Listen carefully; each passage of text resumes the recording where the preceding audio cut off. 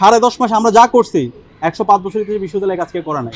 আমরা বলতে পারতাম আমরা স্পন্সর পাই নাই, আমরা বিশ্ববিদ্যালয় থেকে আমাদের বাজেট পাই নাই, এখানে আমরা কাজ করতে পারতেছি না, কিন্তু আমরা বসেছিলাম না। গতকালকে আমরা 3 দফা নিয়ে বিশ্ববিদ্যালয় প্রশাসনের কাছে এসেছি। এখানে ডাকসুর নারী সদস্যরা ছিল, হল সংসদের নেতৃবৃন্দ ছিল, আমরা সবাই এসে 3 দফার মধ্যে এটাও ছিল।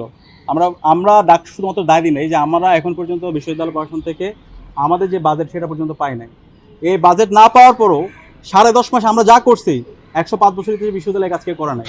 আমরা বলতে পারতাম আমরা স্পন্সর পাই নাই, আমরা বিশ্ববিদ্যালয় থেকে আমাদের বাজেট পাই নাই, এখানে আমরা কাজ করতে পারতেছি না, কিন্তু আমরা বসেছিলাম না। আমাদের এই যে উম্মে সালমা, জুমা থেকে শুরু করে আফসানা, তামান্না, আসি আব্দুল, আমাদের প্রত্যেক সম্পাদক বিভিন্ন জায়গায় গিয়ে অ্যালামনাইদেরকে এঙ্গেজ করে আমরা প্রতিনিয়ত কাজ করে যাচ্ছি এবং প্রত্যেকটা আমাদের ইস্তেহার আমরা এডিট করার চেষ্টা করছি।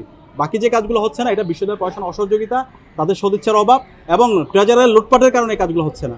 এরপরও শিক্ষার্থীদেরকে সাথে নিয়ে বাকি যে কাজগুলো আছে প্রত্যেকটা কাজ আমরা অ্যাড্রেস করে আমরা পরবর্তী শিক্ষার্থী যারা আসবে তার জন্য একটা নিরাপদ ক্যাম্পাস রেখে যাবো ইনশাআল্লাহ।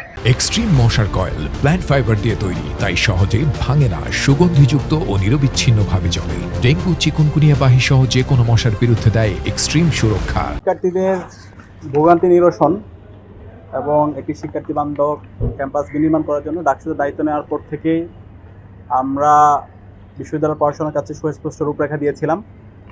আমাদের নারীদের যে 5টি হল আছে, সে 5টি হলের শিক্ষার্থীরা যেন নিরাপত্তার সাথে হলে ঢুকতে পারে এবং বের হতে পারে, এবং অনাবাসিক যে শিক্ষার্থীরা আছে তারা যেন হলে ঢুকতে পারে, পাশাপাশি এক হলের শিক্ষার্থী অন্য হলে নারী শিক্ষার্থীরা যেন প্রবেশ করতে পারে।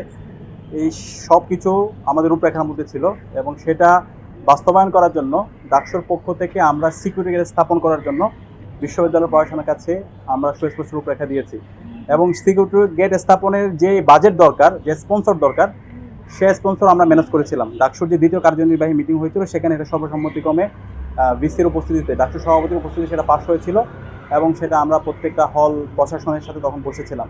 কিন্তু গত 10 মাস জুড়ে বিশ্ববিদ্যালয় প্রশাসন এবং হল প্রশাসনের অসহযোগিতার কারণে শিক্ষার্থীদেরকে অনেক বেশি ভোগান্তির মধ্যে দিয়ে যেতে হচ্ছে। তো সর্বশেষ আজকেও আমরা বিশ্ববিদ্যালয় প্রশাসনের কাছে এসেছি। আজকে বিশ্ববিদ্যালয়ের ভিসি, প্রভিসি সহ ডিন এবং বিভিন্ন হলের প্রভোস্টরা ছিল। আমরা আমাদের দাবিগুলো উত্থাপন করেছি। আমাদের দাবির মধ্যে ছিল শিক্ষার্থীদের হলে প্রবেশের ক্ষেত্রে যে সময়সীমা সেটা যৌক্তিকভাবে বৃদ্ধি করতে হবে এবং লেট গেট, যে শিক্ষার্থীরা লেট গেটে দেরিতে আসে তাদের জন্য লেট গেটে বিভিন্নভাবে হয়রানি করা হয়, এটা ফ্লেক্সিবল করতে হবে। একই সাথে শিক্ষার্থীদের যারা অভিভাবক আছে, অভিভাবকরা হলে প্রবেশের ক্ষেত্রে কার্ড দেখিয়ে তাদেরকে হলে যেন প্রবেশের অধিকার দেওয়া হয় সেটা নিশ্চিত করতে হবে। এর পাশাপাশি আমাদের নারী শিক্ষার্থীদের হলে যারা স্টাফরা আছে, গেটম্যান থেকে শুরু করে লিফটম্যান, প্রত্যেকে শিক্ষার্থীদের সাথে দুর্ব্যবহার করে। এক্ষেত্রে যে সমস্ত স্টাফরা আমাদের শিক্ষার্থী বোনদের সাথে খারাপ আচরণ করে তাদেরকে বিচার আওতায় নিয়ে আসতে হবে এবং এটার জন্য একটা কমিটি থাকতে হবে। এর পাশাপাশি আমাদের ডাকসুর পক্ষ থেকে আমরা যে সিকিউরিটি গেটের স্পন্সর আমরা নিয়ে এসেছি সেটা যেন স্থাপন করা হয়, সেটার জন্য দ্রুত সময়ের মধ্যে একটা কমিটি করে সেটা বাস্তবায়নের একটা রূপরেখা দিতে হবে। তো আমাদের সামগ্রিক যে দাবিগুলো, সে দাবিগুলো শোনার পরে বিশ্ববিদ্যালয়ের ভিসি তিনি বলেছেন দ্রুত একটা কমিটি করবেন এবং এই কমিটির মাধ্যমে এই কাজগুলো যেন বাস্তবায়ন হয় সেটার জন্য তিনি সংশ্লিষ্ট যে দপ্তরগুলো আছে, হল প্রশাসনগুলো আছে তাদেরকে নির্দেশনা দিবেন।